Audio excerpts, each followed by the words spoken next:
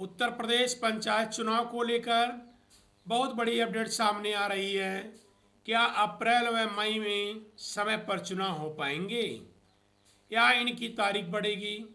लखनऊ में मिल रही जानकारी और अदालत में दिए गए हल्फनामे के बाद स्थिति पूरी तरह साफ तो नहीं है। हालांकि संकेत जरूर मिल रहे हैं, प्रक्रिया लंबी खींच सकती है। सरकार ने हाई कोर्ट की लखनऊ पीठ में बताया, चुनाव से पहले समर्पित पिछड़ा वर्ग आयोग का गठन किया जाएगा। उसी के आधार पर सीटों का आरक्षण तय होगा। यही वो बिंदु है जहां देश के देरी से असमंजस उत्पन्न होता है, क्योंकि आयोग से लेकर गठन तक अभी कई औपचारिकताएं पूरी करनी होती हैं। दरअसल मामला तब तूल पकड़ गया जब स्थानीय निकाय चुनाव को लेकर कानूनी चुनौतियां दी गई।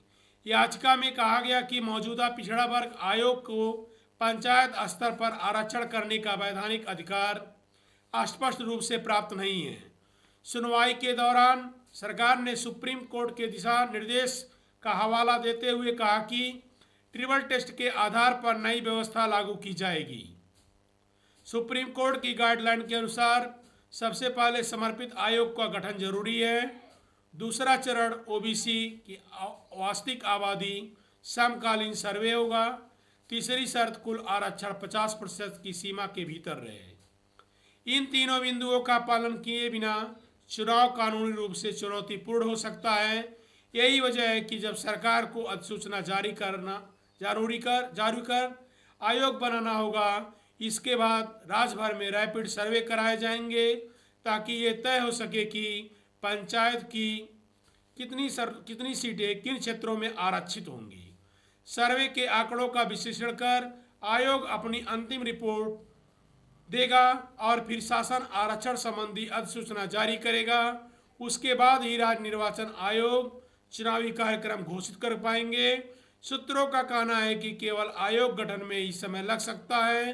रिपोर्ट तैयार करने में 1 से 1.5 महीने और जुड़ सकते हैं। ऐसे में अप्रैल व मई में सीमा चुनौतीपूर्ण दिख रही है।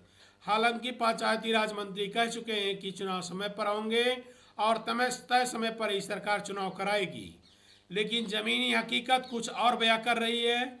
आरक्षण का गणित भी इस बार अहम भूमिका निभाएगा।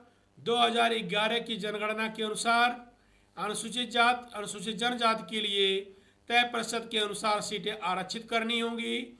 ओबीसी का सर्वे पूर्व की रैपिड के अनुसार निर्धारित किया गया था, लेकिन अब नई स्थिति के अनुरूप डेटा अपडेट करना अब आवश्यक माना जा रहा है।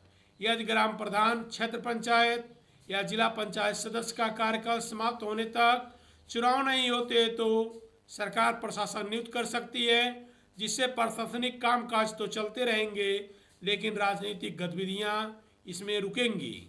गलियारों में यह चर्चा भी है कि पंचायत चुनाव का सीधा असर 2027 की विधानसभा चुनाव पर पड़ सकता है।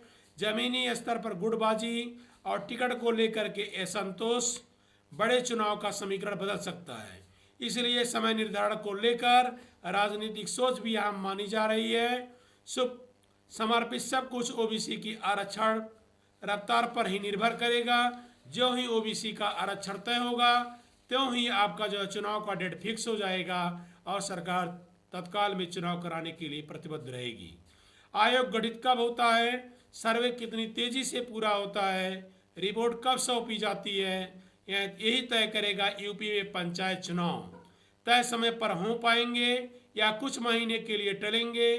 पूरी जानकारी के लिए थोड़ा और हमें इंतजार करना होगा। बाकी आप सबकी क्या राय है, कमेंट में ज़रूर लिखिए।